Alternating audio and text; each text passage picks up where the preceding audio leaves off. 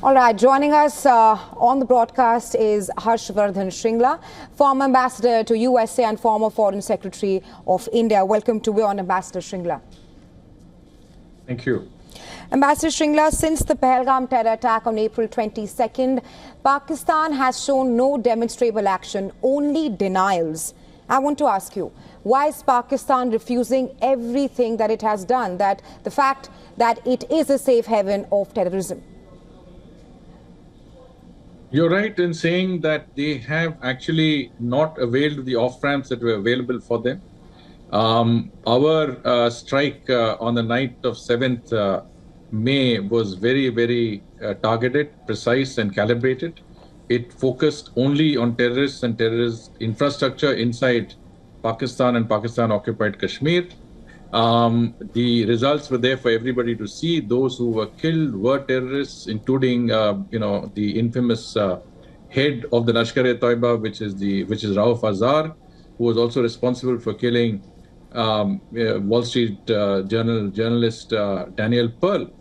So we have, in a certain sense, done what the international community has wanted to do for a long time: eliminate those terrorists operating out of Pakistan who have been responsible not only for cross-border terrorism against India, but against the international community as a whole. They could have definitely used the time after the 22nd of April, the Pahalgam heinous terrorist attack at Pahalgam, to take steps against their own terrorist infrastructure within their country. They have done no such thing. As you say, they've only denied the existence of these terrorists. Even after we've taken those terrorists out, they've denied that they were there. So in a certain sense, I think denial is the name of the game, because there is such a close link between the deep state of Pakistan and non-state actors that are responsible for terrorism in India and across the world, that they can do nothing else but deny. But I think they have lost a valuable opportunity. Why they have done that is a good question. One, of course, is to deflect attention from their own problems, get their own people united against what they would see as an external threat, and in a certain sense, deflect attention from the pressing issues that the state of Pakistan faces, whether it is the threat of large parts of the country breaking away, whether it's Balochistan, Khyber Pakhtunkhwa, or Pakistan-occupied Kashmir itself, or the fact that they are again close to bankruptcy, seeking a 25th IMF bailout, or the fact that they have a subverted democracy and people who are elected representatives are behind bars. All of this is something that they want to, in some senses, divert attention from, get the people rally around them. And I think Chief of Army Staff Asim Munir himself sees, I think regards himself as someone who wants to take on the mantle of a hero.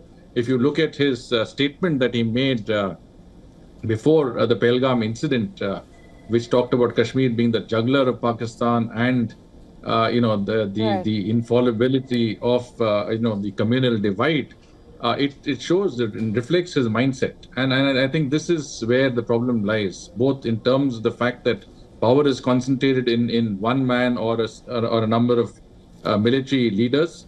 There is no democracy and no popular representation, and the fact that you think that you are infallible, but will gradually come to realize that militarily you have made a huge blunder, and for your country something that is going to be very, very expensive. Right, Ambassador Shringla, like you mentioned, that there is evidence of terrorism in Pakistan. We saw just a day ago Pakistan military at the funeral of Azhar there. And despite accepting, Pakistan has been launching drones targeting 15 locations in India and also military infrastructure in India. The way Pakistan is behaving, climbing up the escalatory matrix, do you think there's something more to it at this point of time? Well, certainly. I mean, they certainly look at few factors. One we discussed, which is basically reflect attention. The other is their inability to come to terms with the success of the abrogation of Article 370 and the fact that the people of Jammu and Kashmir have put their full weight behind the peace dividend and economic benefits of that peace dividend through massive amounts of tourism in that union territory. So all of this is for the leadership in Pakistan, very good reasons to continue. And possibly, they do feel that they will get support from some of their friends. I mean, we have seen reports that China has been supplying equipment. China also issued a statement in diplomatic terms, terming our action against terrorists and terrorist infrastructure inside POK and Pakistan as regrettable. They've got help from Turkey, which has sent at least 5 transport aircraft, of equipment to Pakistan, possibly drones that are used against us. The Turks are producing drones, which have been used in the Ukraine-Russia front as well.